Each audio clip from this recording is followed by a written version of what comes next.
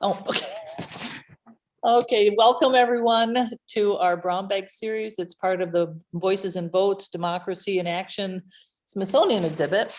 And today we have Maggie Walcott with us. Maggie is a published writer, a do-it-yourself home builder, wife, mother, and unabashed activist. Leaving behind a 14-year career as a paralegal, Maggie came to work for the Ferris State University President's Office in 2016, quickly realizing how much she missed the joy of assisting legal clients with disabilities. She joined the Ferris Liaison Committee for Students with Disabilities and chaired the next 3 years worth of Disability Awareness Month events. In her position at Ferris, she's gone on to mentor 3 students within the Ferris Youth Initiative program, created the Building Brilliant Bulldogs program, pairing Ferris faculty and staff with established summer daycare program for children, and runs the annual the Walk for Inclusion event each fall to welcome students back. Her latest project, the Basic Bulldog Needs Alliance, a committee of volunteer campus members who work collaboratively to ensure the basic needs of students are met, was established in the middle of last year's pandemic. She earned the university's Dr. Martin Luther King Jr. Social Justice Award in 2019 for her disability advocacy work. And so I think we've shown that she has a lot that she can tell us about. And today she's going to give us Activism 101, how to do this. And she's a do-it-yourselfer. This is how we can do it ourselves. So take it away, Maggie. Thank you, Roxanne. I'm your host today for Activism 101. Thank you for coming today. If you came today to learn about pottery or basket weaving, you were in the right place, just the wrong time. But I am here to help anybody with who is a microactivist or macroactivist or a future activist. And I do hope to make this a conversation. So, you know, if you have questions throughout, please feel free to raise your hand, and I'm happy to answer any questions that you have as we go on. This doesn't have to be me just talking at you. This can absolutely be and should be a conversation. So here's me. As Roxanne said, I work in the president's office at Ferris, and I've been here for about 4.5 years, which has just flown by since December of 2016. Before I came to Ferris, I worked at the law office of Mark Veal, which is a local law firm here, which does workman's comp and Social Security cases. And I started working there straight out of college as a receptionist because I needed a job. I didn't get anywhere for graduate school at that time, unfortunately, and I needed a job. And so, you know, I took this job working at the law office thinking, well, this is just going to be like a short-time gig. And I ended up staying there for 14 years. And I worked my way up from receptionist to ultimately a paralegal that did Social Security primarily work. So it was during that time as a paralegal that I realized how much I enjoyed helping people. There's a high that comes with it. And as I'm sure that, you know, teachers know all of the time, or healthcare professionals understand, there's this high that comes with assisting people who need you. And I knew that when I left the law office, that it was something that I was really going to miss. So I immediately reached out to the chair of the Liaison Committee for Students with Disabilities and asked her if I could join the committee. And she, you know, she invited me in wholeheartedly. And then I ended up chairing that year's Disability Awareness Month events, as well as the additional next 3 years worth of events. And here are just some of the things that we've done through that time period. It was kind of, it was fun to put this slide together just to kind of see some of the really amazing things that we've put into motion as part of this. I also found that my placement at Ferris uniquely situated me to understand not only the way that the university works, but to collaborate with the right people at the right time. So as Roxanne said, one of the things that I ended up doing was volunteering with the Ferris Youth Initiative. And for those that aren't familiar with Ferris, the Ferris Youth Initiative is this amazing program that pairs faculty and staff members at the university with students who are emerging from the foster care system. It's generally those students who need the most help in order to be successful. And so mentorship has been something that's widely proved to be successful for those students. So through the FYI program I'm on my 3rd mentee right now, and it's been really meaningful. But there were other areas in which there weren't programs that existed in which I've created programs. For instance, the Chalk the Walk for Inclusion, that's a very small thing. That's just, me and some colleagues that go out every fall and chalk messages of inclusion and welcome on the sidewalks at Ferris. And it's a very simple thing, but it's a meaningful thing for us. We pick up the quotes, we write things that mean something to us. And it's something that as a parent myself, I would want to see as I was dropping off my students for college education. It would just cement to me, okay, we picked the right place. And so it feels important that we do those small actions. The Brilliant Bulldogs program was another thing that I saw a need for and kind of created. And that arose because I have children who were part of the Bulldog Camp, which is basically the summer program that they have through the Early Learning Center at Ferris. And my girls loved Bulldog Camp. They take them out, they take them to the pool, they used to go to the movies. But one thing that was glaringly evident when I started working at Ferris was that they weren't taking advantage of the collective knowledge of the staff and faculty at Ferris. So with my position in the president's office, I know a lot of these people and I know who will be really good to approach on this. And so the first year I set up about 12 or 13 different faculty and staff members to talk to the students about everything from chemistry to math, rocket science, yoga. There was a really cool baking demonstration done with our Dean of the College of Health Professions, who runs a really cool side gig as a professional baker. So pairing those students up with the staff and faculty has multiple benefits, not the least of which is we are building potentially future Bulldogs, which is important. And then my most recent, which is the Bulldog Basic Needs Alliance. And the Bulldog Basic Needs Alliance is something that was already kind of being done behind the scenes. So Patty Tryon, who is the executive assistant for diversity and inclusion here, had been kind of finagling these requests for students who found themselves in dire straits with food or housing security situations. But she's just one person, and it's a lot of legwork. You have to kind of track down housing, you have to track down dining, you have to track down financial aid and see if these students are available, or rather they're eligible for things that they may not have received already. So in talking with my good friend Laura, we decided that this was something that we could absolutely do, was to start a committee of people who can work together communally to make sure that these needs are answered very quickly. And we put that together in the middle of COVID, in the middle of a pandemic, working remotely. And now we have the Bulldog Basic Needs Alliance, which not only has this committee of people, but it has a website. We have applications which are super quick for students to fill out. They're completely confidential, and also other additional support systems in place. So, and if you want to know more about the BBNA, as we call it, you're welcome to message me after the fact. I'm happy to talk about it. I could talk about the BBNA for a very long time. So shortly pre-COVID, I was having lunch with a colleague, and I was telling her about my latest harebrained scheme. And she said to me, how do you do all of these things? And there are really kind of two answers to that question. The first and most basic answer is that I do a lot of things because I am a lot of things. I am a mom. I am a home builder. I am a bulldog. I'm a writer. I'm an activist. And partially this is just who I am. It's not for everybody. And quite frankly, it can be exhausting. But that's partly the answer, is that we do these things because we are a lot of things.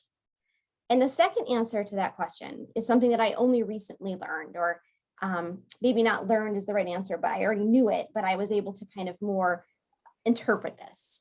And that came about because I had my 11-year-old daughter attend a disability awareness event with me recently. And that event was a film screening where we watched a film. And then after the film, we had a Q&A with the film star, who was a paraplegic man who rolled a unmodified wheelchair across the United States, and then with the film director, Lisa France. So my 11-year-old daughter, these are some very adult situations, but she's capable of having, these discussions. And the best part of the entire event was afterwards, because they did the Q&A. And my daughter asked a very basic question, which was, do you have any advice for me on how to be successful? And the film director looked her in the eye, as much as you can with Zooming, and said, if you want to be interesting, you have to be interested. I've discovered since then that this wasn't as profound as this was to me in the moment. This saying is not new. Lots of people know this saying. I didn't, but lots of people know this saying already.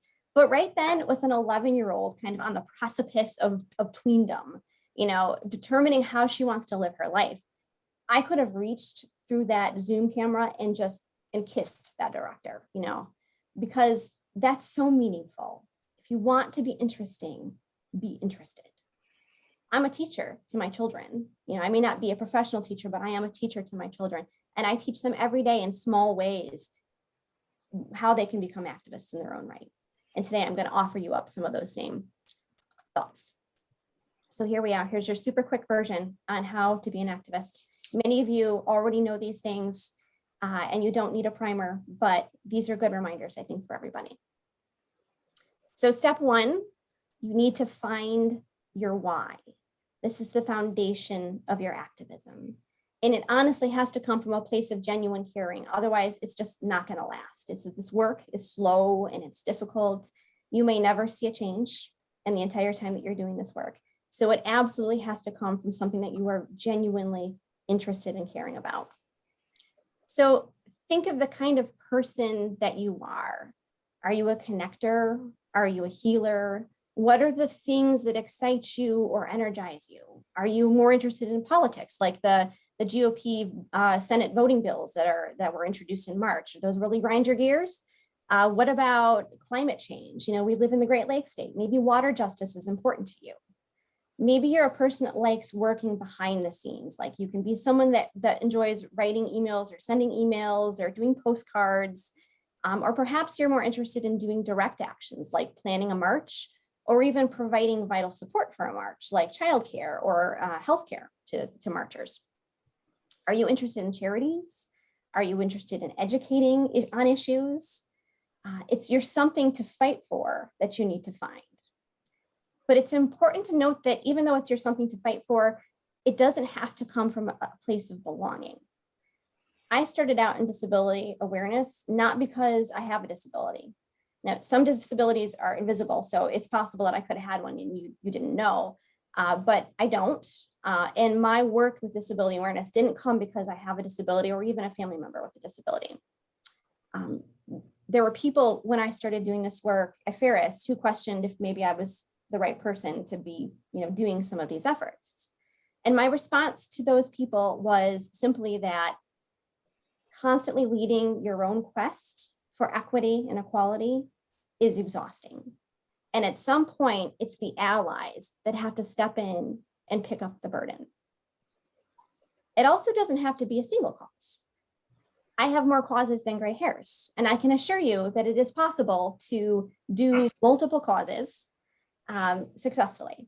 It's kind of a balancing act, honestly. There are times when you have to put out the fires, figure out the causes that need your attention the most, but it can be done. And I think it's really important to not buy into the phrase that you don't have time for activism. So I'm sure all of us have heard someone say, or perhaps we've even said ourselves, that I just don't have time for that. And I take umbrage with that phrase. I take a lot of umbrage with that phrase because the earth, the sun, doesn't turn any more slow for me than it does for anyone else. And we are all gifted with 24 hours in this day, which doesn't mean that you don't get to sleep. It just means that when someone says to you that they don't have time for something, what they're really saying is that it's not important to them. And that's okay. It's okay that what's important to me is not important to you. But what you need to do is you need to find the thing that is important to you and make that important in your life.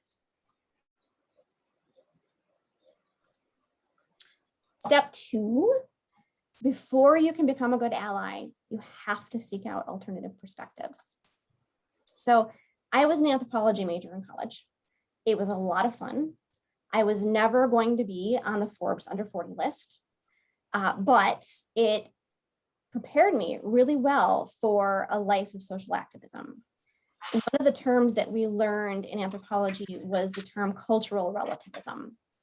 And what that means in a nutshell is that your cultural norms are not universal and that we shouldn't judge cultures that we don't belong to.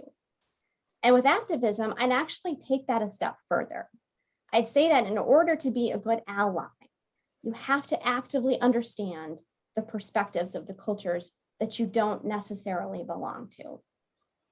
And I think it's important to note that this is a skill set that you have to work at every single day, especially for those people that are coming from a place of privilege or are living in an area where there isn't a lot of diversity, or both. We have to work really hard to consider the perspectives that we don't automatically have. So here are some small examples. When you attend an event that isn't a family reunion and everybody at that event, including the speakers, looks just like you, that's an issue. Last summer, another example is we held a conversation on race and social justice, which is still kind of ongoing. And one of the questions that was brought up was, why do we not have more diversity in our area? What is it about our area that kind of prohibits people of color from coming into our area? And it took just one attendee scrolling through the Facebook page for the city of Big Rapids to point out that there were very few postings of any people of color on the city of Big Rapids website page. And that's an issue. Those things matter. Seeing yourself matters. And here's one other example. The mural on the side of the Fairman building. It's beautiful.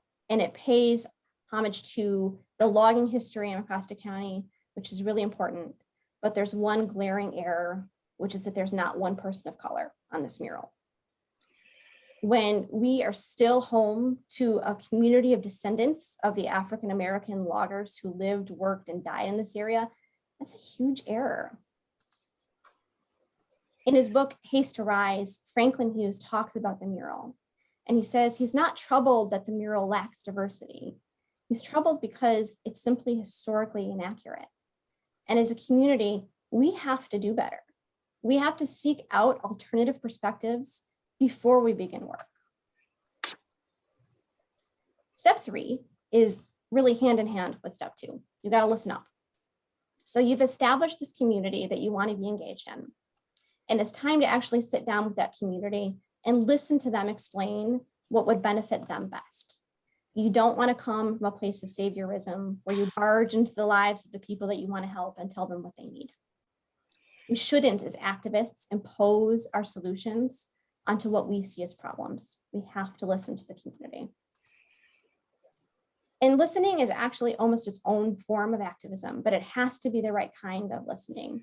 It has to be the kind of listening that's active, where you make a conscious effort, not just to hear the words that someone's saying to you, but the message behind those words. Thich Nhat Hanh, who's a Vietnamese monk, says, the biggest gift that we can give to another person is our presence. In this presence, we offer them a space of comfort, of connection, a soft place to land, as we listen not only with our ears, but with our full presence of body, mind, and spirit. When we listen from a place of peace and solidity, it allows us to bring peaceful and solid presence into the space of activism, and that's really important. Step 4, remember that your efforts don't have to be large or perfect to be meaningful. I think we get caught up in the idea that activism has to be this widely visible, hugely publicized thing, and that's not accurate. In fact, it's often really harmful because it prevents good people from getting started doing the work. So don't be intimidated when you get started with activism. It doesn't have to be elaborate. It doesn't have to be difficult. It's just regular people doing the very best that they can. And microactivism is really important as well. It could be something as simple as hearing a colleague make an inappropriate joke and just responding, yeah, we don't do that here. Or including your pronouns, including your pronouns on emails, or explaining to a family member why pronouns are important. If you're not sure where to start, make a list. A list can be really helpful to kind of outline the skills that you have or the resources that you can bring to the table. And they don't even have to be activism related. They could be money, they could be time, they could be space. Perhaps you want to host an event and you have the space to do so. It could be baking skills, it could be graphic media skills, or social media skills, or it could even be firsthand experience. But if you're struggling about where to begin, make a list of the things that you are capable of bringing to the table. It's also okay to make mistakes. Okay, we're all learning all of the time with activism. In fact, I was having a conversation with my daughter the other day where I told her that children are so much more superior than adults at learning things. They go to school every day knowing that they're going to learn things which could potentially blow their mind and completely change the way they think about things. And they also go to school every day knowing that they could raise their hand with a wrong answer and still go on with their lives. It's okay. Adults, I feel like, don't have that same capacity anymore. You know, our minds get closed off to new ideas and it becomes harder to absorb those ideas. And we kind of have our amygdalas get all up in a roar about things like, well, you know, I don't want to change my mind. You know, that might change who I am. But in reality, updating your position as necessary is a really important part of activism. I've had to do that multiple times in the space of activism, where I've been reminded of my own failings, or when I've been shown that something that I was doing wasn't working or wasn't the appropriate action. And I'm really thankful for the people who gracefully and kindly led me into a better space through my own learning process. Winston Churchill said, "Perfection is the enemy of progress," and it's true. Step 5.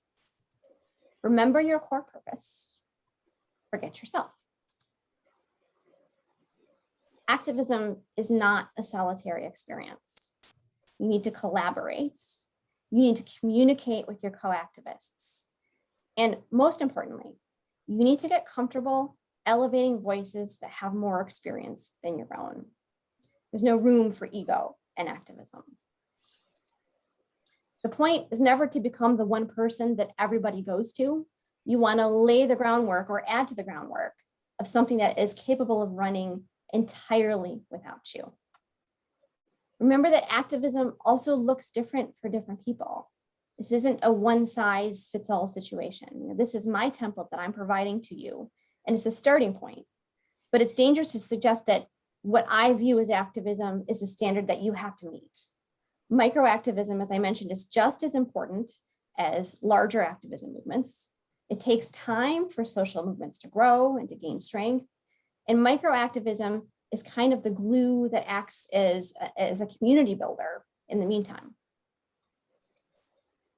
I think it's really tempting to feel small and ineffectual at times. I know that I did, and I continue to. And that's, I think, probably why some of you are here today, just kind of feeling small and ineffectual together. That's what communities are for. It's that shared commiseration that makes us human.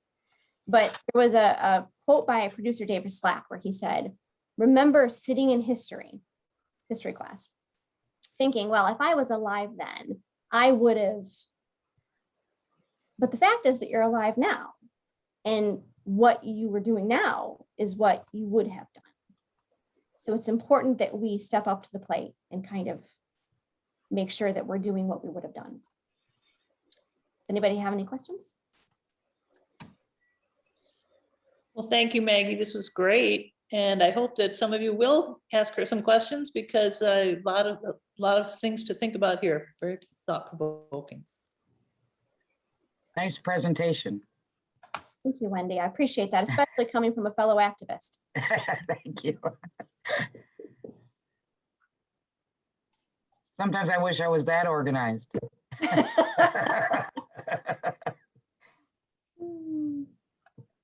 At a younger age.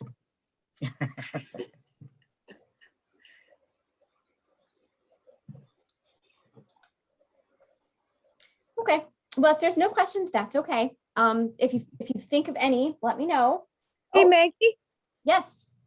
Hi, Maggie. It's Emily Garlick. How are you? Hey, it's nice to see your screen anyway. It's nice to see you and your presentation. I'd like to start by saying you're awesome. Thank you so much for doing this. I really appreciate you. And I would also like to apologize to everyone. I didn't realize I had my mic on earlier, and I got excited when I was in one of the pictures in your presentation, and I'm sorry that I interrupted your presentation. That wasn't my intent. I think you were in several pictures actually, Emily, but maybe I'm mistaken. So I think I might have been one of them at the very end and then one at the very beginning. And I got really excited. And then I realized my mic was on and I was like, oh. Emily is one of the people that taught me the importance of collaborating, about reaching out to communities and making sure that those communities have a voice in the conversation. It's really important. And Emily was involved in one of my earliest events here on campus. And so that relationship with her, that friendship with her became very important to me. Oh, thanks. You're really important to me too, Megs. I'm really proud of you for all the work we're doing. I really like the concept that there's no one size fits all. I think we can get kind of caught up in, oh, well, this person does it this way, so if I don't do it this way, then not, that's not as worthy or that's not good enough or whatever. But we all can help in our different ways. So I think that's really important. Absolutely can. Those microactivism movements are just as important. They truly, truly are. I always try to focus on people's strengths rather than I assess their weaknesses, but I don't ever focus on them so that they will. I think it's important when people come and say, I want to help you, and you figure out their strengths, that makes them want to stay and help you. That's just a philosophy a boss told me when I was 18 when she promoted me. It's a great philosophy. Yeah, that's what she always. But they don't want to do. Worry about what they want to do and then put them in that job. That's what she told me. And really, building activists for the future, that's important. It's really important to focus on their strengths because you don't want to scare them away from it. No. You want to build them up and make sure that they continue to be involved for the rest of their lives. It's, working with, I work with the student workers here in my office, and it's much the same. They come to me and they have their strengths and they have their weaknesses, but my job as the manager of my student workers here isn't to make them the best worker right here. It's to kind of mold their employment skills in the future. And I feel like building mini activists is the same thing. And it's something that I work on with my daughters every day, is just kind of giving them additional tools in their toolkit so that they can someday get to that point where they're significantly better activists than even I am. Could you give an example of a student and what their strengths might be that you're actually trying to get them to use? As far as like a student employee, Kent? Well, for like, you said that what you do is, well, both of you, try to figure out what a person's strength is and then use that to figure out what they're going to do. All right. And so can you give like an example of a particular strength? Sure, absolutely. So a particular strength might be, is this student really good at connecting with other people? So right now I have a student who is just really fantastic. Like, you can just tell that people gravitate towards him. And it's just an automatic skill set that he has that he's not even aware of, but as his supervisor, I can see that. And so if I were to encourage him in the space of social activism, I would want him to take kind of a front and center role, because I think he's capable of it. But also I think that he has the kind of personality that people really like. And that's important for people who are front facing in social activism. Does that give you an example, Kent? Thank you. Thank you. That was a good example. Thank you. That also could be a student that would work well with another one that's not doing as well. Okay. That's what I discovered in college. Mm-hmm. Yeah, I mean, it's about recognizing what kind of people they are. Right. I'm a connector. That's my strength. My strength is in connecting people. It's in seeing very quickly, the kind of the dots, and then being able to connect them. And so that also translates into seeing the strengths of other people. Are they connectors? Are they healers? Are they educators? What are their personal strengths? And then bringing those strengths forward into a space of social activism. Maggie, could you tell us a little bit more about how we can support the Bulldog Basic Needs Initiative? Boy, can I. Please do. Okay, so right now, the Bulldog Basic Needs Alliance is applying for grants. And we have not been successful in our grant applications thus far. We have another one out with Mecosta County Community Foundation. I'm really crossing my fingers that this one's successful, but our first round wasn't. And everything that we've applied for hasn't been successful. And I get it. It's COVID times that, grant monies are few and far between. So that's stressful for the committee, because one of our ultimate goals with the BBNA was to make sure that this kind of could support itself, that we weren't having to go to departments every other year and say, help, we're broke.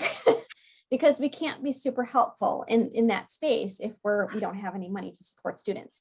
When we created this committee last March, we had $27 to our name. And now we're sitting significantly better than that. But I think one of the best things that we can do to support them is, well, there's a couple things.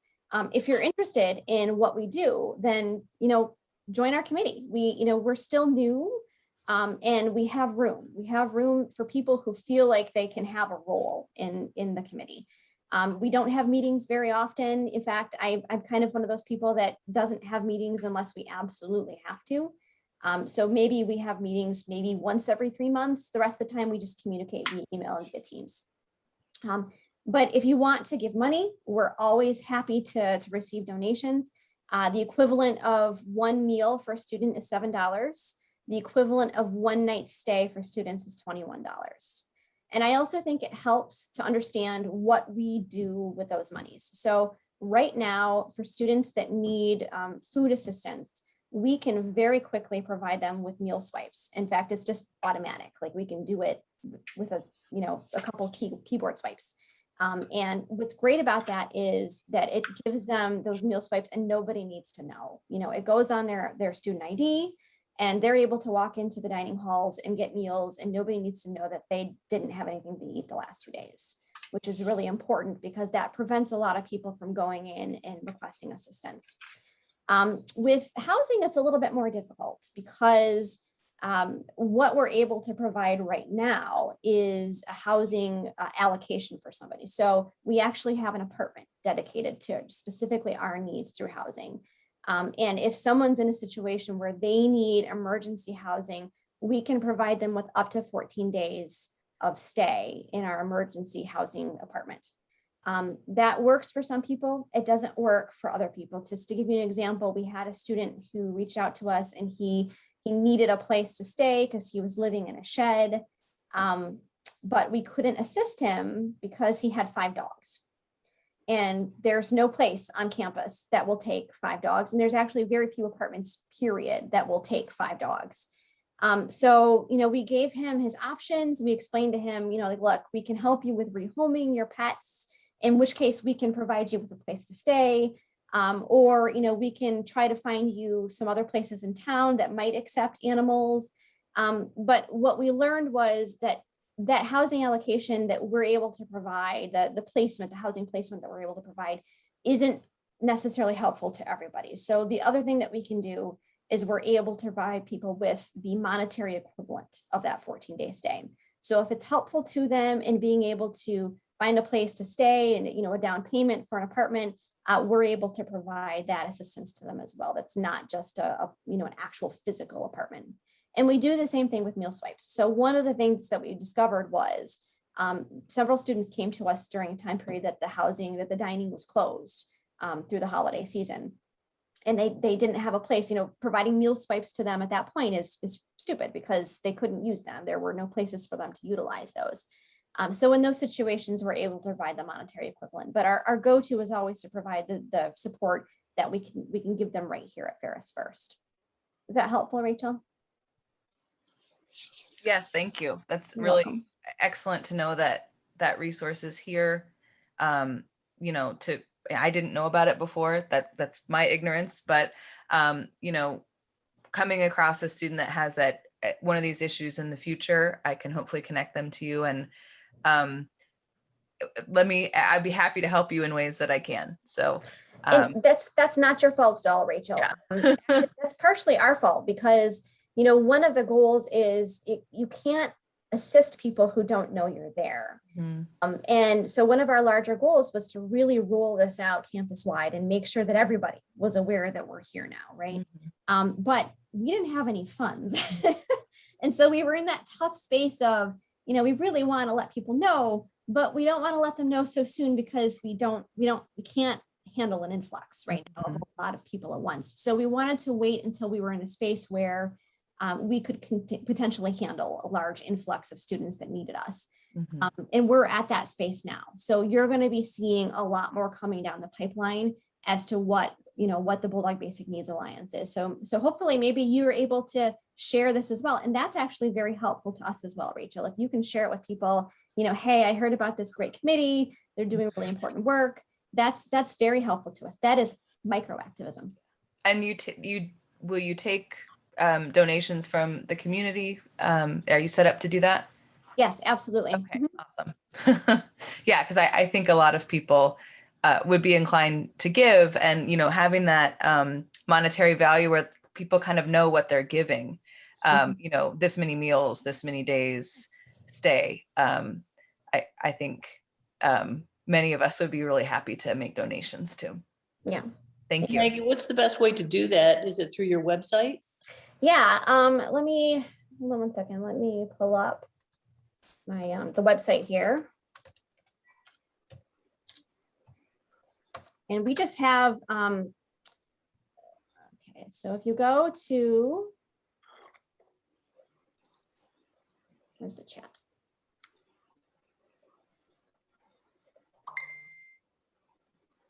You go to our website, and I'm having difficulty seeing the chat function right now. So I think because I'm still screen sharing. But let me stop sharing my screen and I'll be able to access that. I'll put that link right in there into the chat function so you guys can see the website. Okay. There we go. So there's the website. And if you go to that, there's a button right there that says donate, and that will take you directly to Ferris's donation website, which puts that money into our account directly. Okay, great.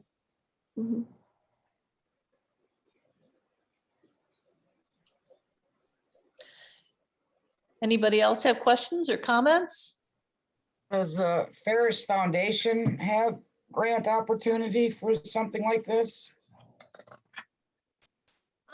Well, that's complicated, Wendy, because the Ferris Foundation provides mostly scholarships, right? So we're different than the scholarship because scholarships require applications that are usually pretty lengthy, and they require time. You know, it goes through the process of applying and then being selected. And so our point is, in order to be successful, we have to get this assistance to students within 24 to 48 hours, 24 for food and 48 hours for housing. And that's the maximum that we want this to take. So unfortunately, the Ferris Foundation does a lot of really great things for students scholarship wise, but it's not something that would work for the BBNA's purpose. Okay, thank you.